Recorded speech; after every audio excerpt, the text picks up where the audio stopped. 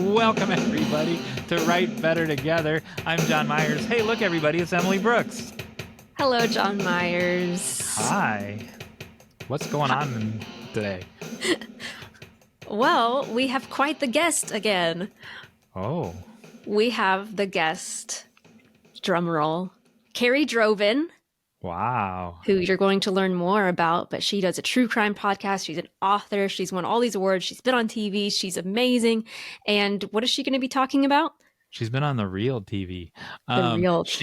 She's going to be talking about unraveling truths and using them in your narrative. Yes. So obviously she's written a lot about her own experiences. And so if you're a nonfiction writer, or even if you're a fiction writer, I think that this is a great episode for you. Before we get to the interview, we are going to have our call to action responses. I'm going to try to stump Jon Meyers a little earlier in this episode. And then during our interview, towards the end, Kerrie Droban has a call to action for everybody. And she plays a game. And we play a game. And she double crosses the game. She hosts the game. I was going to say she double crosses us. That's not even the right word. But she conspired with you. That's not double crossing. It's not double crossing. What she did was we created a game, and then she created another game. Oh yeah, that's true. So it's a double game. Yeah. That's all I meant. Cool. I have fond memories of that. So our call to action response today comes from Larissa, who is a teacher, correct? Correct. So in a previous episode of Write Better Together, I said that Larissa taught middle school or 8th grade or something like that. I was in error. Put a big giant correction flashing thing on the screen. She teaches, not only does she teach high school students, but she teaches pre-college. What's the pre-college? Dual credit. She teaches dual credit seniors as well. And so that's what I do. So there you go. That's what Emily does. Yeah. The reason why that's relevant is because Larissa responded to our call to action where we asked people to give their Barnabas name. In other words, a name that their community would give them based on their positive characteristics. And Larissa asked her students for her name. So she says this: 8th period has spoken. There are 2 camps. One says optimistic unicorn. Okay. The other says language Batman, and then 20 question marks. Language Batman. We should have asked Larissa which one she identifies with. And do you know? They're both great. Have you met Larissa? Huh? Have you met Larissa? I haven't. So yeah, they're both great, and they both apply to her. Even though we're doing a truncated beginning of the show, we still have to tell people that we did get out of our bubble since the last episode. And I skipped through that part again. So go ahead and tell them what you did. So I went to the Tennessee Writing Conference, which was amazing, but I'm not going to tell you about it because we're going to tell you about it in a future episode. We're going to go into more detail. Yeah, we can talk more detail about it. But it was great. I went to... Well, go ahead. I just said it was great. Oh, cool. I went to... so last Saturday was Record Store Day. And so I went to a record store. And I have a story to tell about that, but we'll do that on a future episode. However, in a previous episode, I do want to say another correction, since this is my chance to make corrections like with Larissa. I said that Pete Davidson would probably never come back to this little small town because of the bad experience that he had. Well, guess what? He went to the record store that I went to, and he loved it, and he bought hip hop, if you want to know what he bought. And then he went to the car wash. How did he have? I don't know why he had a car. Is he driving across the country? But he went to the car wash, and there were pictures of him with the kid wearing the car wash t-shirt. And so he had a lovely experience in this town, and now I've corrected that, and Pete Davidson was all right with everyone, and there you go. So what a nice guy. All right. Before we get to the next section, we need to warn parents or anybody who is a little bit wary of violence.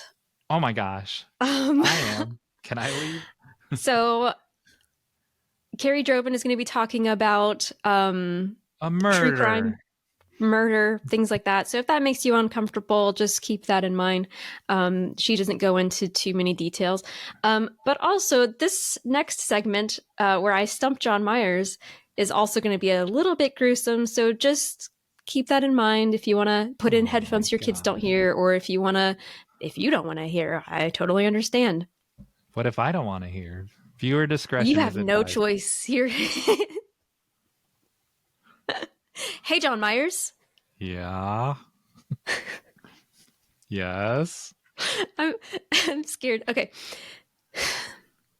Yesterday, I had lunch with my sister, and she goes, "Guys, I need to tell you something." And my sister's very like charismatic, and she was just like, "This changed my life." She was like, I don't know what I think about the world anymore. Like she was like, it kept me up. So this is like get ready. Is it? She said, Is this "Why didn't about the I?" mir? Is this about the miracle of childbirth? Because the miracle of childbirth is disgustingly gross. Is this where we're going with this? This is not even close. This is Oh, something that she goes, "Why didn't I learn this in history?" okay. Did you know? This is so gross. Did you know that in the 17th century, 16th, 17th century, nobles in Europe were eating embalmed bodies? Why are you laughing at this? Because I'm horrified. I laugh when I'm scared. Oh, okay. I'm horrified as well, but I'm laughing because you're laughing. Um, so they ate embalmed intestines. Is that what you just said? I only heard half of it because I Embalmed was. humans. They They were ate eating all, they all were the whole eating human. mummies. They were eating mummies. Emily. This is not, and here I'm gonna go full circle into writing about and why this is important. Wait, I thought, So hey, Jon Meyers, I was supposed to guess something. What am I supposed to guess?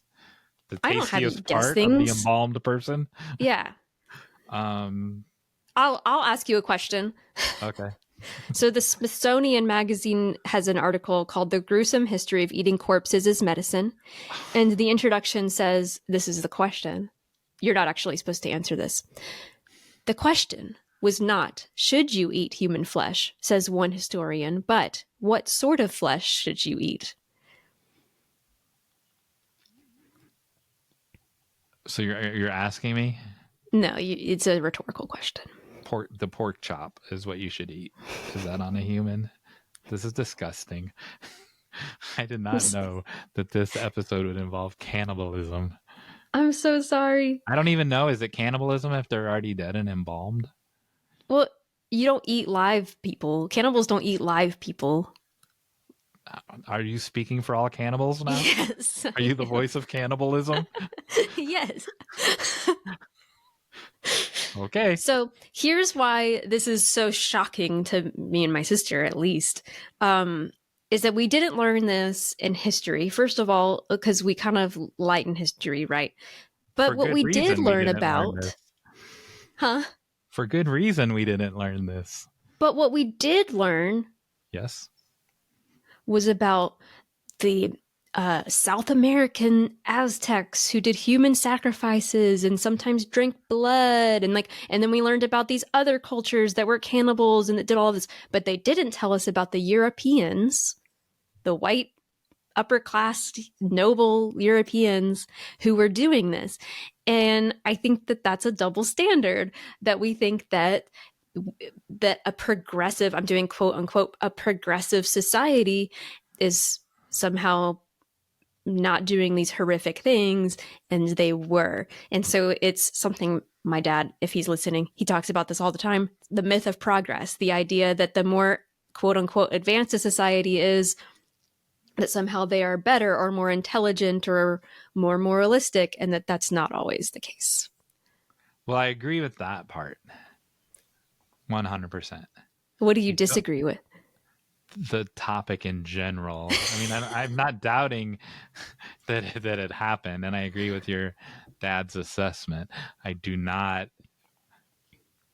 agree that we should be discussing such topics. I would like to hide it I would like to hide it under the bushel of history and pile a bunch of history books on top of it, so this news never gets out. And, so we always ask you to share our podcast. Do not share this episode. Sure. Yeah. And it also brings up questions like noble, like you said, these are the noble Romans, like the pizza, noble Romans pizza. Is that what is involved in this somehow? No. Okay, well that's good. All I have from, you'll have to read the article because it goes into a lot more detail than I can get into now. Okay. I'm sure that will never happen. I'm just giving you an introduction to the topic. If anybody is interested, they can look more into it. It's gross. I'm sorry. I apologize, but I like how you tried to throw your sister under the bus for bringing this topic up when you could have kept it to yourself. You did not need to bring it before. My sister was very passionate about the word getting out, and I decided that I would fulfill that. So to right the wrong of it being hidden, your sister felt she needed to spread. Yeah, like people need to know. Okay. Yeah. I can see that. Yeah. But I didn't learn any of those things. So you said, well, we learned about this, but we didn't learn about that. I didn't learn about this. I didn't learn about the. Oh, I was terrified growing up of we learned about all the stuff that Egyptians did with mummies, and I don't think they were eating them. I don't know. And sacrifices with the Aztecs and all the stuff that made me fear these other people from history, not realizing that that it was everywhere. It wasn't just, it's a human thing, not like a specific people thing. Okay, now we know. For those of you that are still listening and are going to stay tuned for Kerrie Droban's interview, there's no cannibalism in that story. No. That we know of. What I said was much worse than anything she says, but she is going to also highlight some of the gruesome nature of humanity. So if you need some hope, listen to a different episode. There you go. I have something hopeful, and that's we're gonna swap something, and then depending on what I swap, I'm pretty sure there's no cannibalism in it. That's good. There's not. Generally, I don't like the topic. Well, that's good to know, because you sure were laughing a lot at the beginning. I laugh when I'm nervous. I'm sorry. All right. So we're going to swap something, and we're going to give each other notes on our writing, and and we're going to be open and vulnerable and bleed in front of you. Yep. And what might you be sharing? And I'll tell you what I might be sharing. Yeah. So I'm planning on sending Jon Meyers my novel. Current title is The Last Divers of Amera. It is a YA fantasy novel that is 85,000 words. Oh my goodness. Did I say a month? It might be 2 months. I will probably be sharing Discovering Caroline, and that's a script. That's a thriller. I might just share a rom-com. Why did I say just? Meeting Alexander. I might share that one. It'll be 100 pages with lots of white space. Yes, 100 pages on a screenplay is a bit, yeah. It might be 112 pages, something like that. But that'll be the longest it could possibly be. And then we'll report back. Yeah. And there you go. Speaking of reporting, here comes an interview. Welcome, everybody, to Write Better Together. I'm Jon Meyers. Hey, look, everybody. It's Emily Brooks. Hello, Jon Meyers. Hey, look, everybody. It's Kerrie Droban. Kerrie Droban. Hey, how did she get here? Yes, we are interviewing Kerrie Droban today. We're so excited. Kerrie is an award-winning true crime author / podcaster, attorney, and television journalist. She writes about violent subcultures, undercover laws, outlaw motorcycle gangs, and criminal pathology. She's appeared on numerous television documentaries and shows, including American Greed, the History Channel, Netflix, A&E, Investigation ID, People Magazine, and CNN. Her books have been made into a popular television series, Gangland, Undercover, and optioned for film. So, Kerrie, you have been very busy. I have been. Thank you for having me on this podcast. Thank Kerrie's used to you. being on the real TV and Yes. not on the computer TV. Before you tell us about your podcast, Kerrie, we want here at Write Better Together, we have this thing called a Barnabas name, and that's a name that people have that you've given yourself or other people have given you that describe your personality or your personality traits. And we don't need to apply one to you because you already have one, Shivago. Tell people why you have Shivago tacked onto your name. Oh, cool. Well, this is a story I actually haven't told too many people. So now everybody will know. But so I had a very traumatic experience. And I had the opportunity following that traumatic experience to reinvent myself and to choose my name. So I I chose a name that really meant a lot to me. I mean, not only do I have a Russian heritage, but Shivago was one of my my favorite poets out of Dr. Shivago. I am a lawyer, so it fit really well, Dr. Shivago. But more importantly, it actually means life after. So Wow. I gave myself that name, my legal name. It literally I means love that life so after. much. Yeah, it means life after. So it was a perfect name to give myself. Fantastic. I love that so much.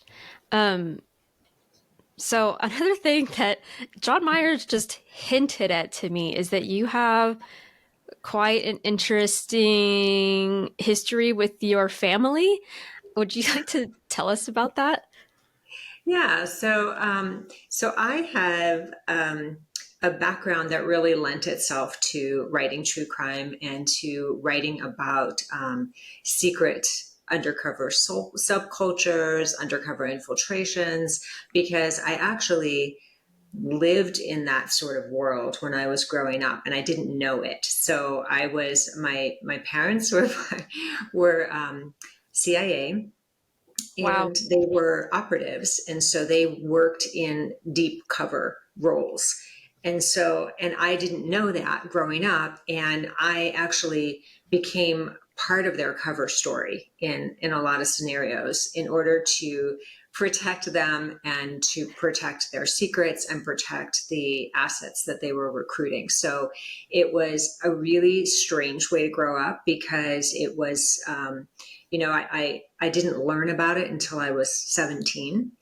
And Wow. I wound up having to question my whole life, really, like question what was real, what wasn't real, what were the stories and people. I mean, people I was meeting, were they actually friends of my parents? Were they actually working in tandem with them? Places that I had traveled to or gone to, I didn't know if they were actually real vacations or, places where dead drops were done. So it was a really interesting, sort of destabilizing way to grow up. A fascinating, interesting way, but also very destabilizing, because I really didn't have a handle on what was real and what wasn't. And so that led me into the whole world of writing true crime and writing other people's stories. Talk about a life after. What did Yeah. what did you think that, like, when you were in high school or when middle school, what did you think they were? Like, what did you think, what work they were going to do? So they had really good covers. I mean, my father's cover was Foreign Service, and I know everybody laughs about that because that's like the cover that is the euphemism for CIA. But he actually had that as his cover, and so he could really very easily travel as a diplomat in all of these foreign countries that I grew up in, and so I didn't really think too much about. I mean, really didn't know very much about CIA or undercover work or anything. Growing up. And my mother was an English teacher. So by day they had these day jobs. And then they had these double jobs. So everything was sort of a double career, double life. Everything was very clandestine. So it was very strange and interesting because it led into me marrying initially a person who was undercover. And so, it was very obvious that I would do that. But at the time, I didn't realize how obvious that was. But it was pretty obvious to be living in that world because it was very familiar to me. And I just assumed everybody lived a double life. Wow. And your mom was an English teacher, and Emily and I are both English teachers. Now I suspect Emily, when she disappears, now I suspect where she might be going. Now we know. I know. It's a really good cover. Yeah. So before did that also... Go ahead. Did that also influence you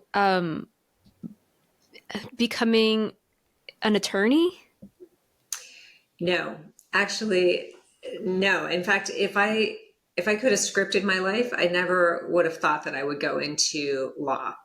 And it was just circumstances. I mean, I started out as a poet, and I was writing poetry and studying poetry. I have 2 master's degree in poetry, and that was really my first love. I wanted to be a professor. I wanted to teach, and but the recession hit, and I could not find a job to save my life. I was like really poor. I mean, talk about a starving artist. I was a starving poet in the true sense of the word. And so, and I really, I got tired of starving is what happened. And one day, as I was flipping through the want ads, I thought, why don't I just use my brain to make some money and do something that at the time I thought I'm going to fund my true love by doing something practical.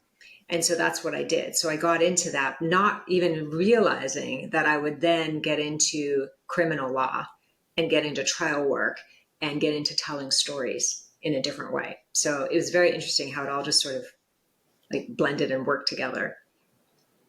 That is I'm curious how that transitioned from, because you're clearly inspired by your family history, but then the things that you write in your podcast and all of that also seem highly inspired by you being an attorney. So what pushed you to finally put all of that together? Well, it was actually completely by accident, but it all sort of fit. So my very first foray into nonfiction true crime writing was I actually started as a prosecutor because that's what people did. I mean, I got my law degree and I worked as a prosecutor. I got my trial experience, and I never, ever in a million years thought I was going to be a defense lawyer. Ever. It would never cross my mind. I thought I was going to be a career prosecutor because I was going in there. I was a crime fighter. I wanted to put people away. So, and then, of course, I was married to a law enforcement officer at the time. And so we had very opposite goals, obviously. Well, not initially. Initially, we were both putting him away. But then I wound up becoming a defense lawyer. And my very first case right out of the gate as a defense lawyer was a capital case.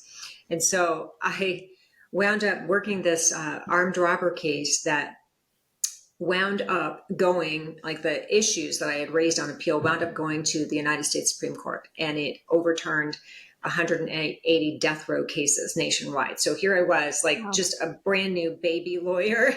And, and of course I had co-counsel at the time, but that's what happened with that first case. And so that sort of launched my law career. And as I got into capital work, I started to get into the pathology, criminal pathology, and realizing, okay, my job was literally to save people from death and to find the redemption in them and to find, what was the good in these people that the state was willing to throw away. And so I wound up really studying that sort of pathology, what was in their history and their background that made them who they were. But that actually didn't even start my true crime writing career, because I was married to this detective who, unbeknownst to me, was working a task force on one of these landmark criminal investigations which happened to be an infiltration into the Arizona Hells Angels.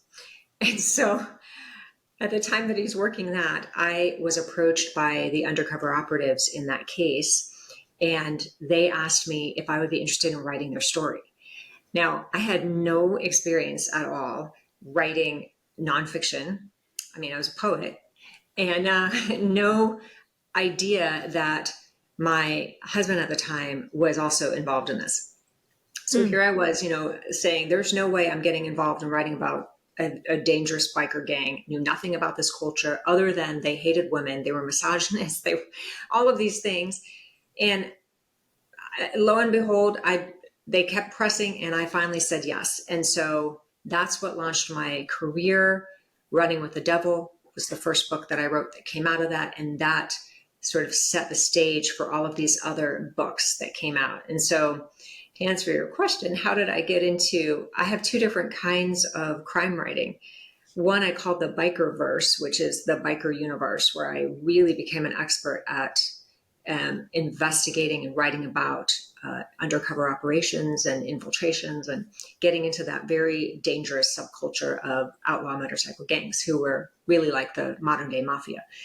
And then the other side of that was the murderverse, which is writing about these very violent murders. And eventually that led into me wanting to do a podcast on a case that I represented, the murderess. So long and winding road. So tell us about your podcast. So the podcast is, it's a true story about a woman that I represent, and I've been representing her for over 10 years. So she was convicted of a very brutal murder. She was accused and convicted of murdering her husband, chopping him up, and like finding his torso in the desert. So it's a horrible, horrible case. Wow. And I came onto the case post-conviction. She's now serving a life sentence. It was initially a capital case, but the jury didn't sentence her to death. So I came onto the case, and for over 10 years, I've been investigating newly discovered evidence, trying to find a way to overturn the case, get somebody to look at it again, because I really do think I know who the real killer is, but we don't have enough. We don't have enough to land him. So it's a fascinating case of circumstantial evidence, and she has essentially no motive and no reason to have brutally murdered her husband. But she basically lost everything. There were lots of just what I call a parade of horribles in her case, where everything that could go wrong went wrong. And it's been really, really difficult to get this case back into court. So I did, extra DNA testing. I did investigation of the tire tracks at the scene. We found a number of different characters that had seemed to have their hands in it, but never could really point to the right person. And the person who I believe actually did it was granted immunity. So there were all kinds of bunny trails that we went down. And so a couple of years ago, I was back on the case, and I said, I don't know what else I can do legally, because my theory on this case was that it stemmed from a psychologically abusive relationship, and the law does not recognize psychological abuse. And so it was very difficult to actually bring that theory into the courtroom because there wasn't a basis for it in the law. So I thought, well, what else can I do to flip this theory and bring it to a different medium, a different audience? And podcasting is huge now. And, thanks to Serial and some of the other documentary series out there, I thought maybe this is good timing for me to do this. And so I proposed the idea to her. She was on board with it. She basically said, whatever you can do to bring this to a larger platform, I would love to have that done. Because I do really think it's a compelling case, and she has a story. And so I did it in 5 episodes, and didn't have any idea what I was doing, and have always been a little terrified of podcasting because I'm technologically an idiot, and always had these fears that if I started something, I wouldn't be able to finish it. So I really didn't know if I had the bandwidth to sustain a podcast. So then I went to WriterCon, and I got inspired by Jon's podcast and the whole idea Hey. of doing a narrative, a narrative nonfiction, Mm-hmm. and I thought, this actually might be something that I could do. So I took all of everything in it is taken from recordings, verbatim transcripts, interviews, either that I conducted or other agencies conducted. So everything in it is the verbatim language of it, and I Wow. had to figure out how to make it a story. Now, one of the complications of this case is that she is serving life in prison in a maximum security cell, and they don't allow any recording equipment in there. And it was just driving me crazy because there wasn't a way for me to interview her. So I couldn't get her current statements on there. I could go visit her. I could bring a little golf-sized pencil with me and a little legal pad in there. And so, what you see on television where they go in and they have these film crews in there. Yeah, that wasn't going to happen in this cell. So I had to find a way to tell her story using voice actor recreations. Mm. And so it took me forever to find the right Marjorie. So her name is Marjorie. And I had several people audition for that role, several times recorded, what I thought was going to be okay, but the voice actors were like overacting or not quite getting the nuances right. And I didn't want it to sound stupid, so it took me quite a bit of time to find the right voice actors, and and there were lots of characters in this, and had to find ones that would stay the course over 5 episodes. So that was very challenging. So I've listened to the first episode, and so to hear you say that you didn't know what you're doing, or that you were a technophobe, or that you're a technical rookie is amazing, because it's super like NPR quality documentary style, but it Thank does you. tell a story. And so, like I said, I've only listened to the first episode, and you're already hooked after that first episode, and it seems very it puts you in the story world. It seems very authentic. Thank you. Thank you. That means a lot. Yeah. It took a year to do it. So it was so I don't know if there'll be many more, coming down the pike, but it was definitely and I have to say that to hear my own voice as the host, like there was a period of time where I actually said to my musical director, I said, can we just like replace me? Can we just have somebody else be me? be the host? Because it was really tough to hear myself talk. I get that. Even just like, listening to this podcast is hard. It's hard to hear your own voice. I get Yeah. it. I love my own voice, so it's not a problem for me. Um, so so right now, while we're filming this, we're on episode 3? Is that Yeah, the 4th episode is dropping tomorrow. okay? So every Wednesday it'll drop.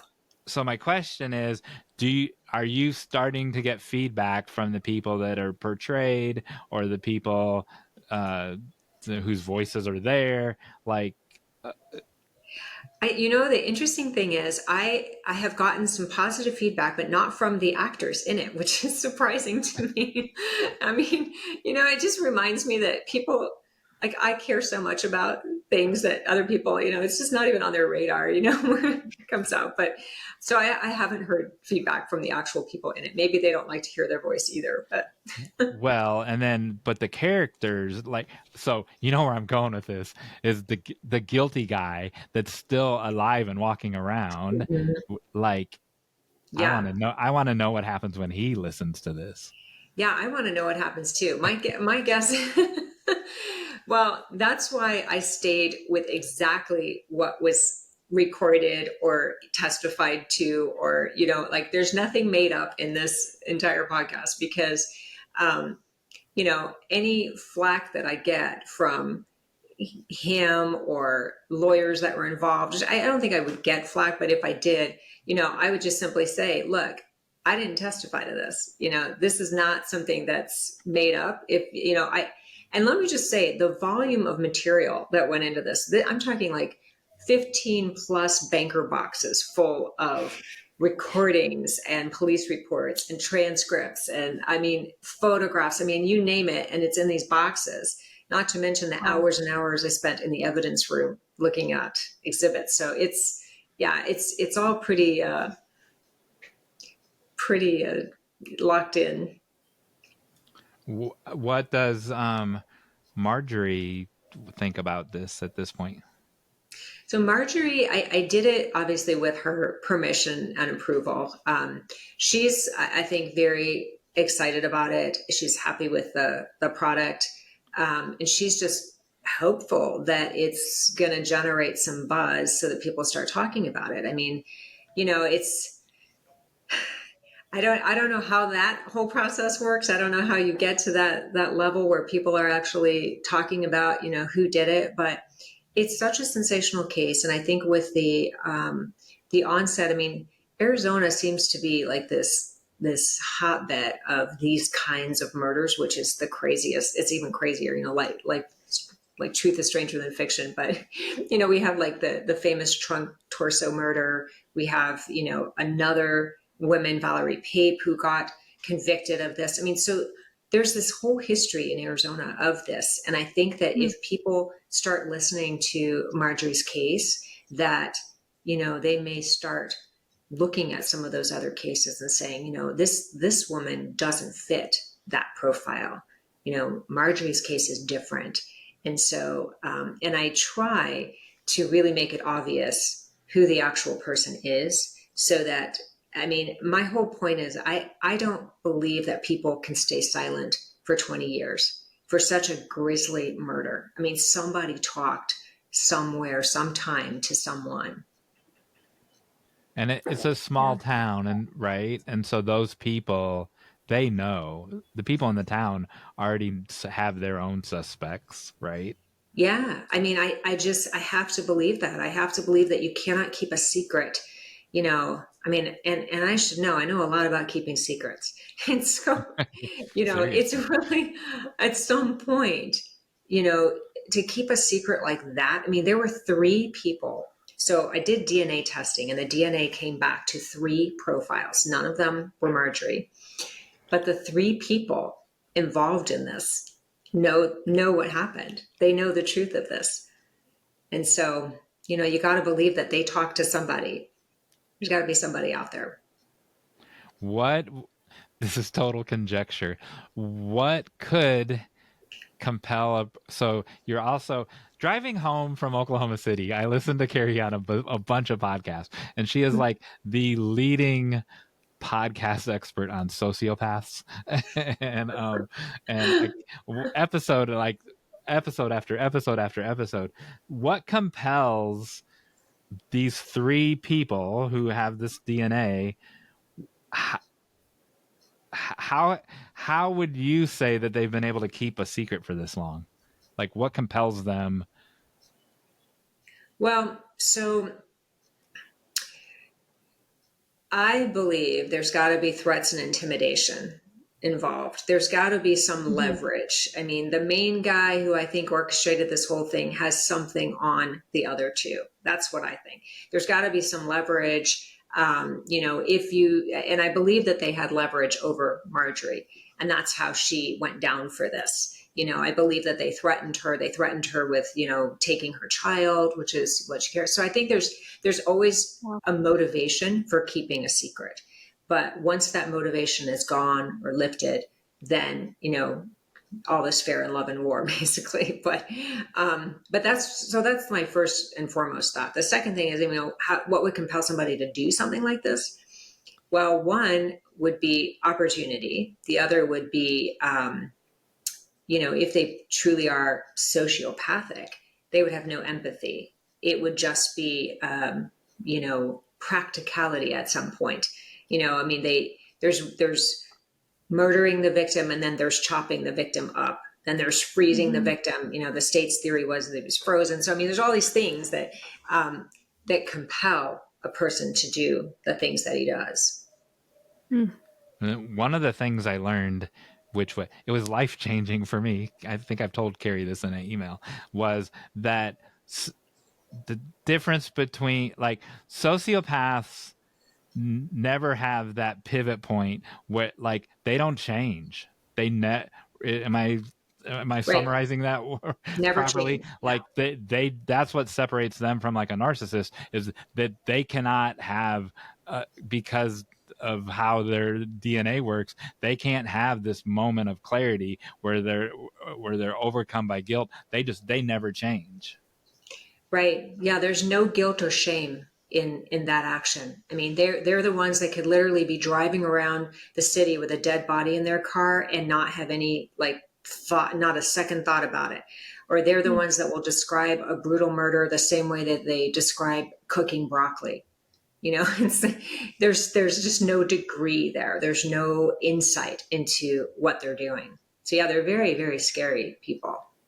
And so this is going to be my restating of something I learned. So if this makes any sense, tell me what that term was. So they do this thing where, so let's say a sociopath goes to college and they're like, oh, you went to college, how were your college years? And since they don't have an emotional connection to that college years, like Emily and I, we could actually answer that question. They can't answer it. So they'll say, well, when my brother went to college, he felt like, they'll tell you a story about someone else in their family and their emotions around the college experience or the birthday party or the thing. What is that called? Yeah, so you described that really well. It's almost like they're taking their cue from somebody else. I mean, they call it the mask. They're basically wearing the mask of sanity. So they are mimicking right speech, right emotion, right cue, because they really don't have that within themselves. So they don't know how to act unless they're mimicking someone else. And so they look at somebody else's behavior or conduct and use that as an example. So you're right. That's a really good way of describing it. So it's a tell when you're hopefully not involved in a relationship with a psychopath, but if you are, that's one of the tells, is that they're going to borrow somebody else's experience to describe something that they haven't actually experienced it, but they're going to describe it as if they have. So that was eye-opening to me, one, in real life, but also when you're forming characters, because I don't think people understand the extent of that, writers, when they're forming their antagonist or whatever. If they're really a sociopath, that they do that, right? So it makes your characters more realistic if they start mirroring the people around them. Yeah.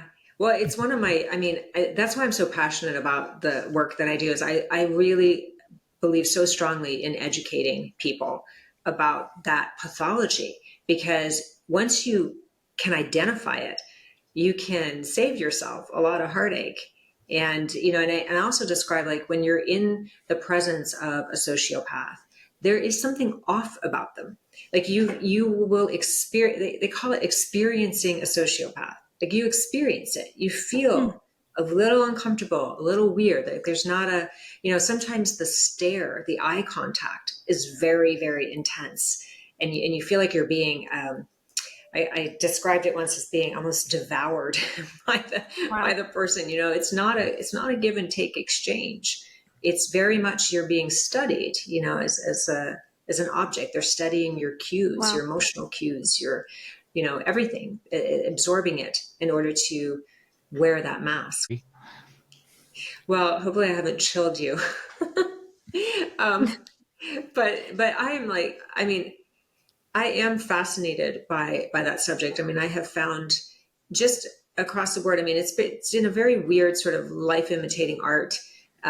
experience for me, just as a lawyer in the criminal arena, and then working as a writer, and then, coming across this one case that I wanted to turn into a podcast. I mean, it has been very interesting and difficult, and it's taken me a long time to figure out that balance on how to create that boundary so that I'm not living that world, and it's taken quite a number of years to be able to do that.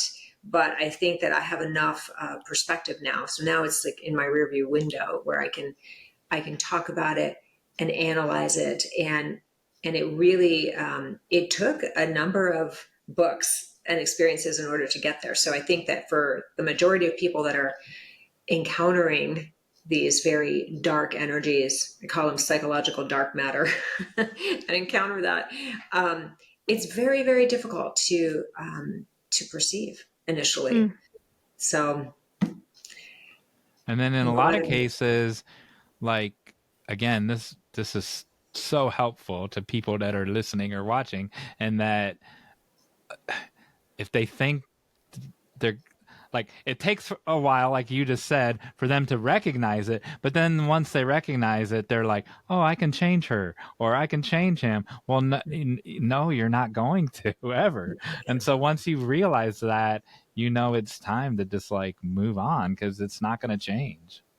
Yeah. I mean, you literally are like, I mean, I describe this a lot as you're like gasoline to, the narcissist. You're the supply.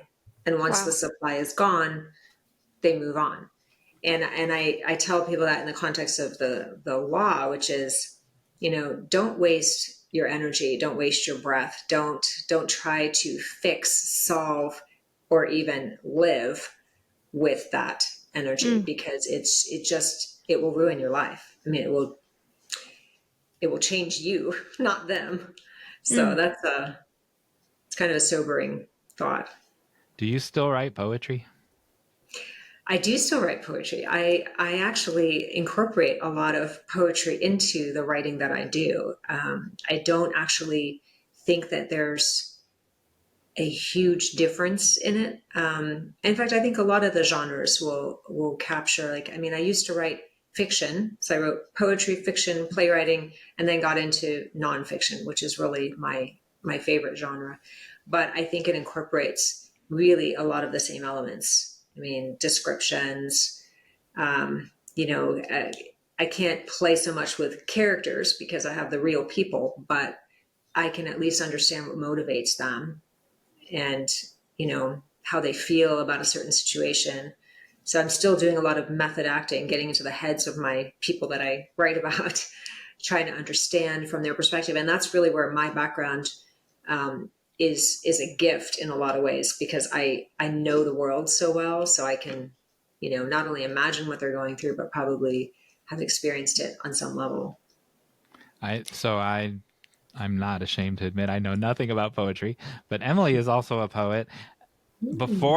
So we'll have Kerrie do the call to action in a second, and but before she does, ask her about some informed poet question about the intersection between poetry and this type of it's almost memoir-ish kind of. Yeah. It sounds like you have a question. You're just trying to get me to say it, but I can't read your mind. No, I don't have the right. I'm transparent. I'm honest. I don't have the words to ask. I don't have the vocabulary to ask this question. I don't know. Help me. Well, so what I love about poetry is that it's got this double entendre. It's the world of doubles, and that's how I feel like it is very applicable to what I write about, which is I can say something I'm a minimalist writer, I guess, and that's where a lot of poets are minimalists, because you can capture a feeling, a scene, a character in very brief amount of time, and you can say so much in the span of a very small amount of space. And so that's, I mean, right? Would you agree with that, Emily? I mean, it's definitely, it's powerful.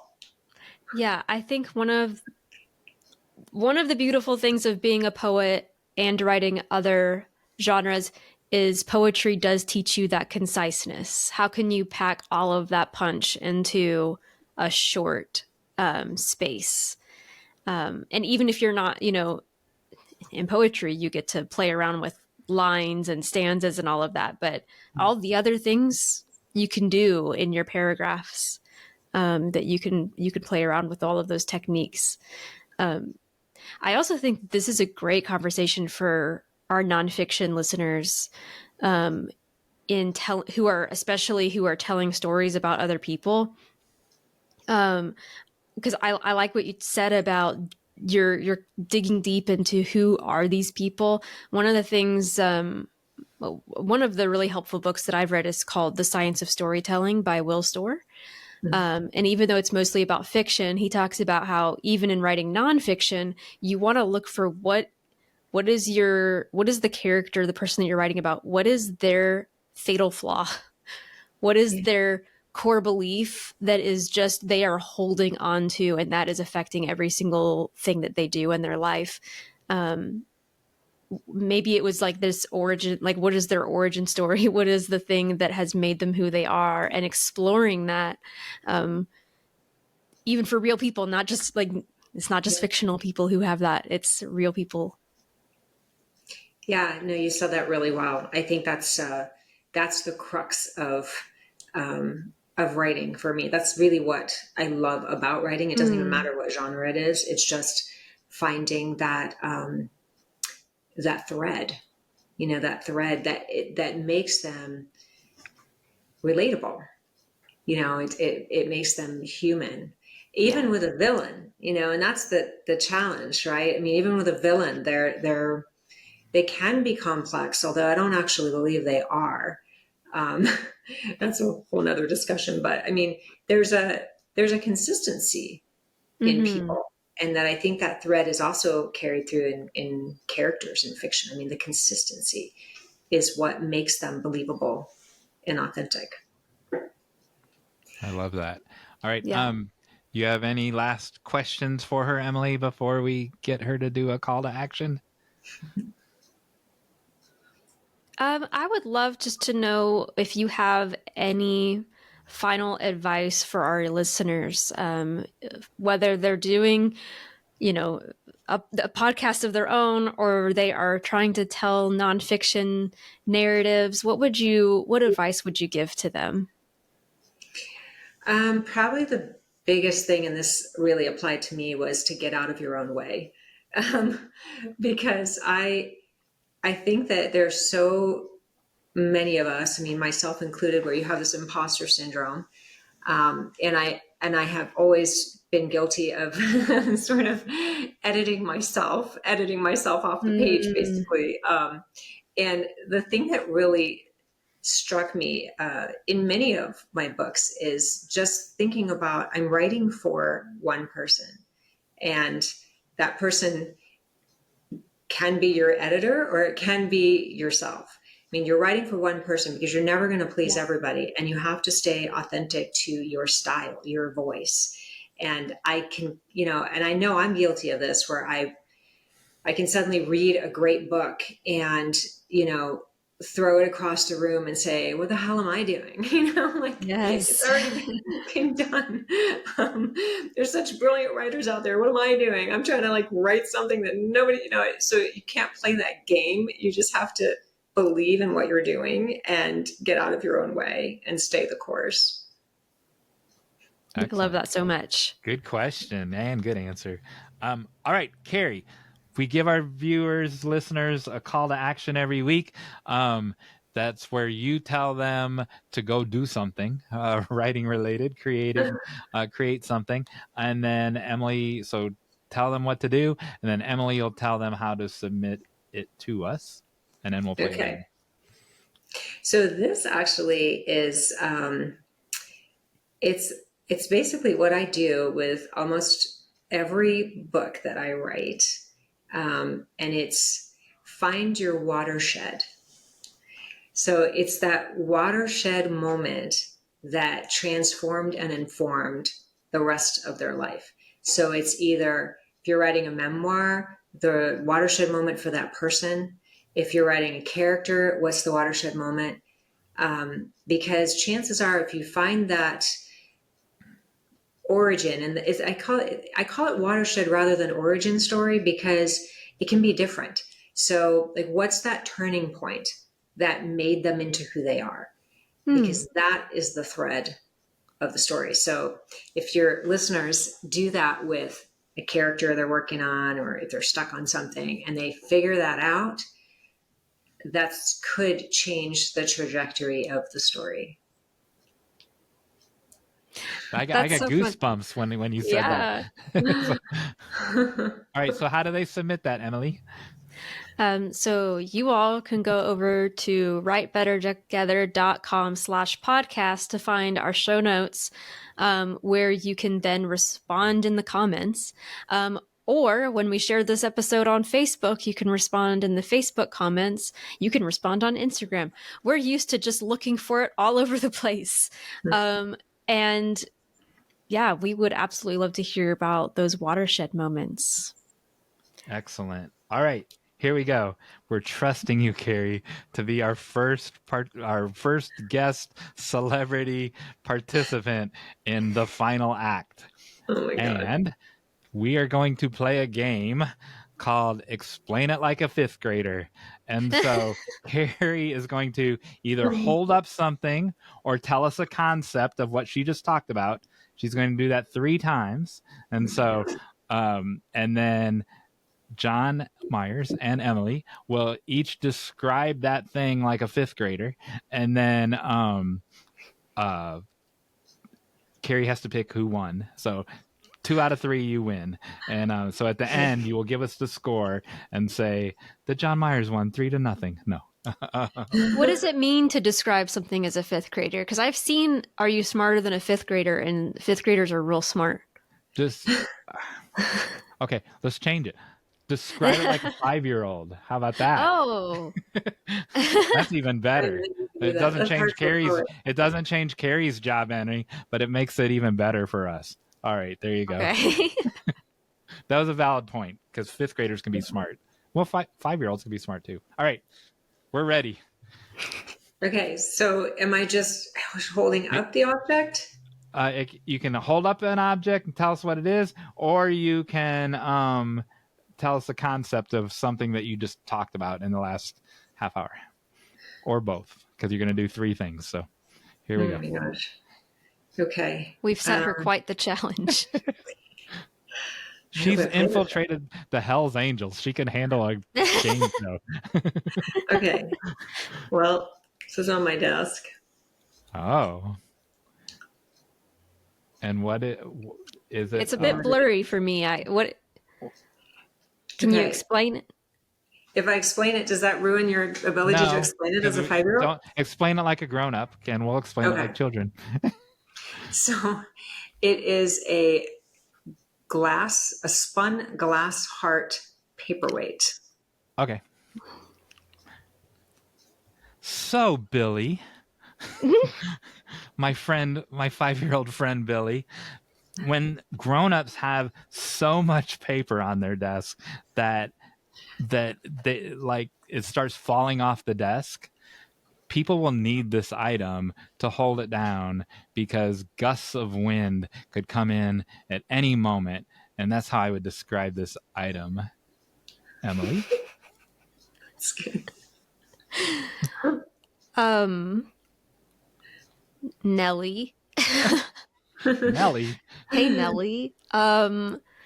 Look at that see-through heart thing. That's it. Okay. Spoken like a poet. So don't tell us the winner of that round yet, and then you'll tell us the winner of all 3 rounds, 2-3 or whatever, 2-1 or whatever. Okay. And then next item or topic. Okay. Can you see what these are? These are gloves? fingerless gloves. So, Susan Grigsby, 5-year-old Susan Grigsby, my nemesis. Sometimes grown-ups get so cold, but they still have work to do, and they still have to be able to touch their phone. So there's this thing. Do you know what gloves are, Susan Grigsby? Well, these are gloves that don't have the tips on the fingers, because adults, unlike you, Susan Grigsby, have a future and they have to work for their future. Very mean to Susan Grigsby. Ooh, that's a little esoteric. Yeah. Emily? Nellie, look at those gloves. They don't have any fingers. They just got... Nelly again. Why do they sound like a teenager? These gloves don't have any fingers because adults' fingers don't get cold. Oh. Only their big part of their hand gets cold. Oh. We should have gone back and forth where you went first the second time. Yeah. So this time, the final time, Emily will go first. Okay. Well, this might be old-fashioned. Ooh. Clock. Oh no. That modern 5-year-old. Correct. Do they even know what a clock is? That's the question. Yeah, they don't know how to tell time. Look, Wait. look, Nellie, it's Poor Nelly. it's a clock that I don't know how to, this is hard. Clocks tell time, but I don't know how to tell time looking at it because I'm 5 years old. I'm drawing a blank here, y'all. So Molly, whatever you do, this thing that Kerrie held up, do not tell your younger sister how it works, because when a grown-up says we have to go to grandma's house in 5 minutes, if your younger sister knows how to do that, then she's going to be like, is it time to go to grandma's yet? Is it time to go to grandma's yet? Is it time to go to grandma's yet? And so this device would actually answer that question, and none of us, no other 5-year-old wants to be bothered by that question all day. And so don't tell her how this device works. There you go. Pretty good. And the winner is... Now, I have a challenge for you. Ah! Can you tell a story using all three? Oh my gosh. Whoa. He's the host. You want to go first? You want me to go first? I want you to go first, so I have time to think. We'll be trimming the part of us just sitting here thinking for a second. You'd love to bring back Baggy right now, wouldn't you? Right? I just had to guess the numbers or the letters in a bag. See, and my brain would go to the telltale heart. Yeah. The ticking of the telltale heart. The game show host cannot help one of the contestants. What the heck? There is a heart and there is a TikTok, so go on.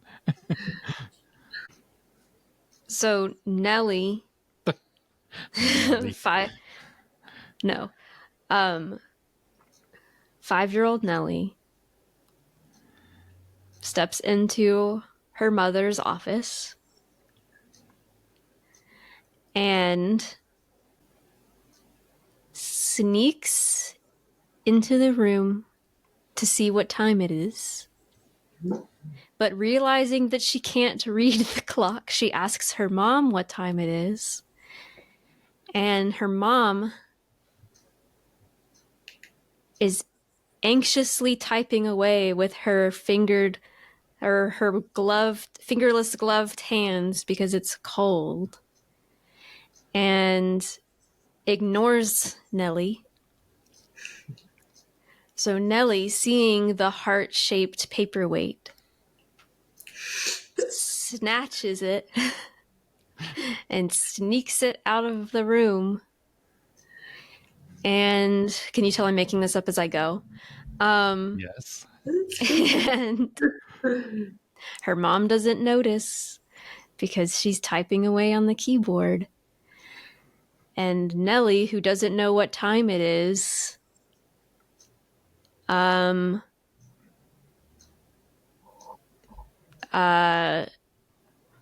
misses the bus. I don't know. Misses the bus. I just Good. no. I should start over. I won't start over. The mystery of what she does with the heart. That could be the What does she do with the heart? She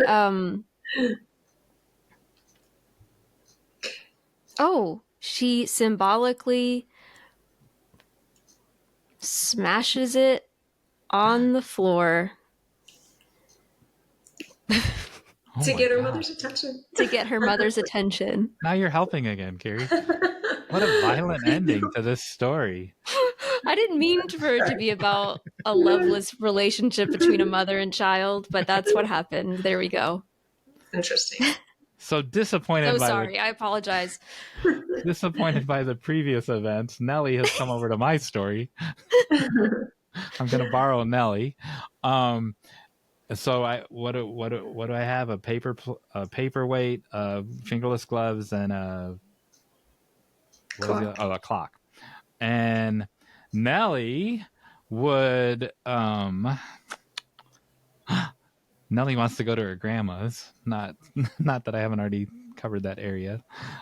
So Nellie's goal is to go to her grandma's, but there's an obstacle in that her mom has a pie in the oven, and that pie will not be done for 20 more minutes. So there's a ticking time clock. And so it's also the obstacle, right? Because so Nellie can't get what she wants until the pie is done. And so we had the clock. So she has smashed, in Emily's story, she has smashed the paperweight into a bazillion pieces. And so to kill the time and to make amends to her mother, because my Nellie is good and not violent, she puts the paperweight back together and glues it back together, cuts her hand while she's trying to repair it. And so her mom's like, I can stop the bleeding, and puts the fingerless gloves over the palm of her hand to stop the bleeding. And you would think that whole process took 20 minutes, and so they would live happily ever after. But at the end of the 20 minutes, the pie comes out of the oven, and I forgot her name. Nellie's mom says, well, I'm sorry, we still can't go to grandma's because your father and I are spies and we are off to Yugoslavia. The end. Twist ending. Oh my God. That's fun. Fantastic. I like how both of yours went like violent or something. Mine was repairing. Mine was repairing the violence. So who won, Kerrie? Well, I have to say you won, Jon, the individual round, and I liked Emily's story incorporating all three of them. That sounds like you didn't want to choose a winner. You're trying to spread the love around. So the prize, I forgot to say what the prize was ahead of time. There's always a random prize too. Was this one bear? The way we know it's one bear because it says right there, one count bear, and right on the tag from Target. It looks like something that would go on top of a Kroger birthday cake. It's from Target, so maybe it would go there you on go. Target. Thank you, Kerrie. Thank you Droban. So much. We could not have done it without you. No, we couldn't have done it without you. We appreciate you so much. Wow, this was a lot of fun. I appreciate you having me on and playing games. I mean, I love to play games, so that's pretty cool. Great. Now, and plus, now neither one of us will be able to sleep tonight after we have this murder haunting us. And okay, There you go. Where can our listeners find you after Yes, after the thank you. podcast? So they can go to my website, kerriedroban.com. The podcast name is called Crime Stands Still, and it's on all Apple podcasts, anywhere you listen to podcasts, it's there. So would love to hear your listeners' feedback. Mm-hmm. And I'll add to that. I'll give them another call to action. They need to spread it around, right? So that the guilty guy can get his comeuppance. And so any of you TikTokers, we are not on TikTok. Any of you TikTokers, if you can make Kerrie's podcast go viral somehow, that would be fantastic. That would be awesome. I'd give you a glass heart. Yes. A cold glass heart. Thank you. Thank you. Thank you. Really